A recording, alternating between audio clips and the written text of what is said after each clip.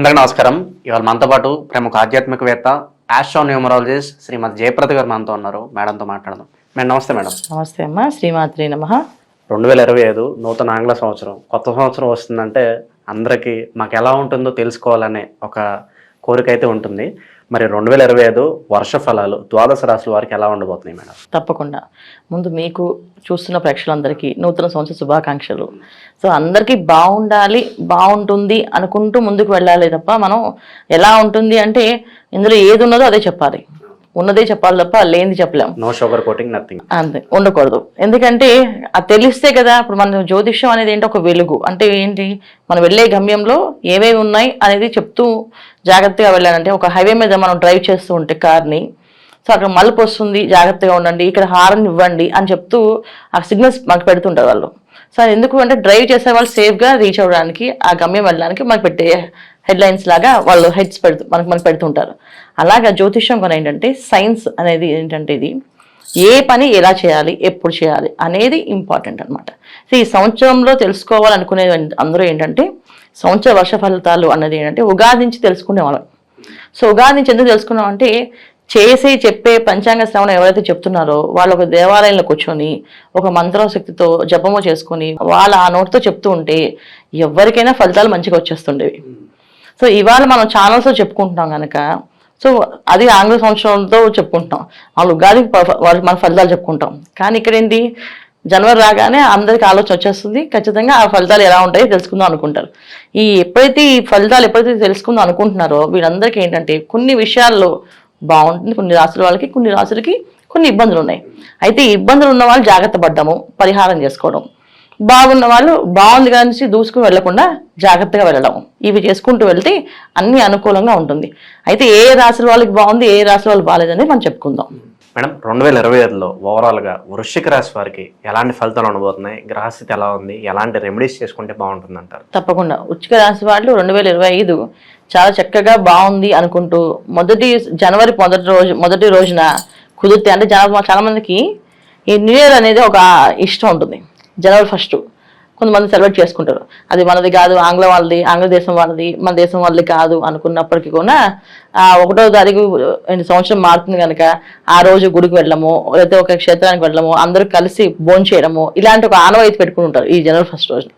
అలా పెట్టుకున్న వాళ్ళు ఎవరైనా వృశ్చిక రాశి వాళ్ళు ఉంటే జనవరి 1 చక్కగా ఒక క్షేత్రానికి దర్శనానికి వెళ్ళండి. చక్కగా మీకు నచ్చిన క్షేత్రం, ఏ క్షేత్రం అయినా పర్లేదు, ఈ క్షేత్రం ఆ క్షేత్రం కాకుండా నచ్చిన క్షేత్రం, తిరుపతి అంటే తిరుపతి, అరుణాచలం, శ్రీశైలం వంటి ఇంకెక్కడైనా, కాశీ అన్న ఏదైనా ఒక జనవరి 1 రాగానే ఒక యాత్రకు వెళ్ళాలని ప్లాన్ చేసుకోండి. అంటే 30 నుంచి ప్లాన్ చేసుకొని 1వ తారీఖు ఆ క్షేత్రంలో ఉండండి. దానివల్ల ఏంటి అంటే ఆ క్షేత్రంలో దర్శనం చేసుకోవడం వల్ల, మీరు వెళ్ళడం వల్ల, ఉండడం వల్ల మనకి చాలా పాజిటివ్ ఆరా అనేది పెరుగుతుంది. ఒక్కొక్క శక్తి పీఠాల్లో ఒక్కొక్క పీఠానికి వెళ్తే మనకి అమ్మవారి ఒక శక్తి మనకు వస్తుంది, ఆ ఎనర్జీస్ పనిచేస్తాయి. అందుకే మనకు ఉన్న కోరికలు ఏదైతే కామ్యం ఉందో అవన్నీ తీరుతాయని చెప్తున్నారో, అలాగే దైవ దర్శనం కొన్ని చేస్తే కూడా మనకుండే ఆరా ఏదైతే నెగిటివ్ ఎనర్జీస్ కానీ, అంటే నెగిటివ్ ఎనర్జీస్ అంటే ఏంటి, ఇక్కడ బ్యాడ్ ఎనర్జీస్ అంటే, బ్యాడ్ అంటే ఏంటి, దిష్టి, సో నరదిష్టి, జనఘోష, వీడు బాగున్నారు నవ్వేడు అంటే చూడలేకపోవడం, తత్వము, ఇవన్నీ మన మీద ఒక ఫామ్ అయి ఉంటాయి. అవి ఎలా ఉంటాయంటే ఒక ఆరా లాగా చక్రంలా మన బాడీ మీద ఫామ్ అయి ఉంటాయి. ఇలా ఏదైతే ఉంటుందో వాళ్ళ క్షేత్రంలో దర్శనం చేసుకొని అక్కడ నిద్ర చేసి రావడం వల్ల, అక్కడ పూజ చేయడం వల్ల వీళ్ళకి అన్ని అనుకూలంగా జరిగే అవకాశం ఎక్కువ ఉంటుంది. సో జనవరి మొదటి రోజునే అక్కడ ఉండడము, చేసుకోవడం, దర్శనం చేసుకుని రావడం వల్ల మంచి మంచి ఫలితాలు వచ్చే అవకాశం ఉంది. సో వృశ్చిక రాశి వాళ్ళకి ఈ సంవత్సరం అంత అనుకూలమైన ఫలితాలు అయితే కనిపించలేదు, కాస్త మిశ్రమ ఫలితాలు కనిపిస్తున్నాయి. ఎప్పుడు దాకా మిశ్రమ ఫలితాలు కనిపిస్తున్నాయి అని అంటే మే తర్వాత అన్ని మిశ్రమ ఫలితాలు ఎక్కువగా కనిపిస్తున్నాయి. జనవరి నుంచి మే వరకు కాస్తంత బాగుంది. అంటే గురువు ఒక్క యోగ్యంగా గురుబలం కాస్త కనిపిస్తుంది వీళ్ళకి. కాస్త ఏదైనా పనులు అవ్వడానికైనా, ఏదైనా పనులు ప్రారంభం చేసి అది మధ్యలో ఉండిపోతే అవి కంప్లీట్ చేయడానికైనా ఏదైనా సరే మేలోపు చేసుకోవాలి. ఏదైనా గృహం కట్టుకోవాలన్నా, గృహప్రవేశాలు చేయించుకోవాలనుకున్నా, వివాహ ప్రయత్నాలు ఉన్నవాళ్ళు వివాహాలు జరిపించుకోవాలనుకున్నా, ఇంట్లో శుభకార్యాలు జరగాలనుకున్నా, శుభకార్యం కావాలనుకునే వాళ్ళు కూడా అందరూ కూడా ఏంటంటే కొంచెం తొందరగా చేసుకోవడం వల్ల ఏదైతే యోగం ఉందో ఆ యోగం వీళ్ళకి అందుతుంది. సో వీళ్ళు మేలోపు ఏ పని చేసినా అనుకూలంగా జరుగుతుంది. మే తర్వాత ఏ పని చేసినా అది ప్రతికూలంగా మారుతుంది, ఆటంకాలుగా మారుతుంది, ఇబ్బందులు పడే అవకాశం ఎక్కువగా కనిపిస్తున్నాయి. దాని ఇబ్బంది, విసుగు, ఇంకా ఏంటంటే జీవితం మీద కొంచెం విరక్తి, ఇవన్నీ కూడా కనిపిస్తున్నాయి. సో అందుకని ఏంటంటే క్షేత్ర దర్శనం చేసుకోవడం వల్ల ఆ స్వామివారికి వచ్చే సంవత్సరం నాకు అన్ని అనుకూలంగా జరిగితే మళ్ళీ వస్తాను దండం పెట్టుకోవడం వల్ల, మొక్కడం వల్ల కాస్తంత అనుకూలంగా మారే అవకాశం ఉంది. సో దైవాన్ని నమ్మితే అవుతుందా అంటే ఆయన నమ్మకపోతే ఏది అవ్వదు, నమ్మితేనే అవుతుంది ఖచ్చితంగా. సో దైవ దర్శనము, దైవాన్ని నమ్మడము, దైవాన్ని నామంగా జపం చేసుకోవడం వల్ల అన్ని అనుకూలంగా మారే అవకాశం ఎక్కువగా ఉంది. మౌనంగా ఉండడము, వాదనలకి వెళ్లకుండా ఉండడము, వాదన జరుగుతున్న చోట అక్కడి నుంచి తప్పుకుంచుకొని రావడము, ఏదన్నా సమస్య వస్తుంది అంటే ఆ సమస్యకి పరిష్కారం ఆలోచించడం తప్ప ఏదో ఆ విసుగు ఫ్రస్ట్రేషన్ ఇంట్లో వాళ్ళని కానీ పెద్దవాళ్ళని కానీ తోలనాడడం చేయడం వల్ల దోషంగా మారుతుంది. మామూలుగా ఎవరైనా కోపం వస్తే మాట్లాడతారు, దానివల్ల ఏ దోషం రాదు.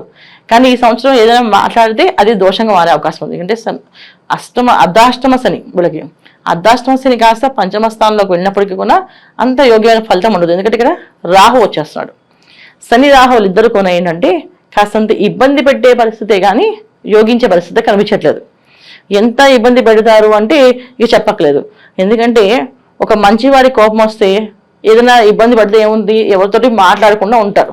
చెడ్డవాడి కోపం వస్తే తనతో పాటు మిగతా అందరినీ కూడా చెడ్డవాళ్ళని చేయాలని అనే తత్వం తెప్పించి ఇక కక్ష తీర్చుకోవడము, లేకపోతే సాధించడము, ఇవన్నీ జరుగుతుంటాయి. సో జీవితంలో వీళ్ళకి కొన్ని విషయాల్లో అలా సాధింపు చర్యలుగా మారడం కానీ, అది ఇంట్లో కుటుంబ సభ్యులతో కానీ బయట వాళ్ళతో కానీ ఇలాంటి ఇబ్బందులు ఉన్నాయి. అందుకే వాదన అనే విషయం వస్తే అక్కడి నుంచి తప్పించుకోవడమే ఉత్తమ మార్గం. అంటే ఈ సంవత్సరం అంతా వాదనలకి దూరంగా ఉంటే అన్నీ అనుకూలంగా ఉంటాయి. లేదు వాదిద్దాం అనుకుంటే మాత్రం అది ఇబ్బంది పడతారు. ఎవరితో వాదించాల్సి వస్తుంది? ఇక్కడ భార్య పిల్లలతో ఇబ్బందులు ఉన్నాయి. కుటుంబ సభ్యులతో అంటే ఏంటి, ఇక్కడ భార్య పిల్లలు, తల్లిదండ్రులు, బంధువులు, బంధువర్గము, మనకు కావాల్సిన సన్నిహితులు అంటే స్నేహితులు, వీళ్ళతో ఎక్కువగా ఇబ్బందులు ఉన్నాయి. సో వీళ్ళని ఎవరిని పోగొట్టుకున్నా మళ్ళీ మనం తెచ్చుకోలేం కదా వాళ్ళని. సో వీళ్ళతో మనం పోగొట్టుకోలేం. వాదన అనేది జరిగితే ఎవరితో జరుగుతుందంటే ఇక్కడ వీళ్ళతో జరుగుతుంది. ఎందుకంటే చతుర్థ స్థానంలో ఉండే గ్రహాలు, చతుర్థ పంచమ స్థానాలు అంటే చతుర్థ స్థానము ప్లస్ పంచమ స్థానం అనేది మంత్రస్థానము, కుటుంబ స్థానము, భాగ్యస్థానం. ఈ స్థానాలన్నీ కూడా ఏంటంటే మంచి అంటే ఎక్కడ ఉంటుంది అంటే ఇంట్లో వాళ్ళు మన మంచి కోరుకునే వాళ్ళే ఉంటారు. సో వీళ్ళతోనే వాదన అనేది జరుగుతుంది. సో వీళ్ళతో వాదించకుండా సరే వాళ్ళు ఏం చెప్పారు ఓకే చేస్తాం అలాగే అని చెప్పి వెళ్ళిపోవడం, మౌనంగా ఉండడం, అన్ని అనుకూలంగా ఉంటాయి. ఇది చేయాలి ఈ వృశ్చిక రాశి వాళ్ళు. మేడం సంవత్సరం అంతా చేసుకోవడానికి వీలుగా ఈ రాశి వారికి ఏదన్నా పరిష్కారం ఏదైనా ఉంటే తెలియజేయండి మేడం. తప్పకుండా వృశ్చిక రాశి వాళ్ళు ఈ సంవత్సరం అంతా చేసుకోవాల్సిన మెయిన్ ఏంటంటే అన్నిటికంటే గణపతి ఆరాధన. సో గణపతిని నిత్యం స్మరిస్తూ గణపతి పూజ చేస్తూ తెల్లవారుజామున నిద్రలేచి గణపతికి గరికతో పూజ చేయడం, బెల్లాన్ని నైవేద్యం పెట్టడం, అరటిపళ్ళు నైవేద్యం పెట్టడం, ఉండ్రాలు నైవేద్యం పెట్టడం వల్ల అన్ని అనుకూలంగా మారుతుంది. సో తెల్లవారుజామున లేచి చేస్తేనే ఈ పూజకి శ్రేష్టం అన్నమాట. గణపతి పూజ అంటే ఎర్లీ అవర్స్ చేయాలి. సూర్యోదయం పూర్వమే ఈ పూజ చేసేస్తే ఆ రోజంతా వీళ్ళకి అన్ని అనుకూలంగా మారుతాయి. సూర్యోదయం తర్వాత చేస్తే కాస్త మిశ్రమ ఫలితాలు ఉంటాయి. మొత్తానికి గణపతి పూజ చేయడము, క్షేత్రాలకు వెళ్ళడము, దర్శనం చేసుకోవడం, కాణిపాకం వెళ్ళొచ్చు, ఆయన వెళ్ళొచ్చు, ఎక్కడ దగ్గర ఉంటే అక్కడ గణపతి క్షేత్రాలు వెళ్ళి దర్శనం చేసుకొని అక్కడ నిద్ర చేయడం వల్ల ఆ సంవత్సరంలో వీళ్ళకి కావాల్సిన ముఖ్యమైన పనులు ఉంటే ఆ ముఖ్యమైన పనులకి గణపతి హోమం చేసి అక్కడి నుంచి ప్రారంభం చేస్తే పనులు అవుతాయి. సో లక్ష్మీ గణపతి హోమం చేసుకోవడం కానీ, గణపతితో లడ్డూలతో హోమం చేయించడం కానీ చేస్తుంటే వ్యాపార అభివృద్ధి ఉంటుంది, ఆర్థిక అభివృద్ధి ఉంటుంది.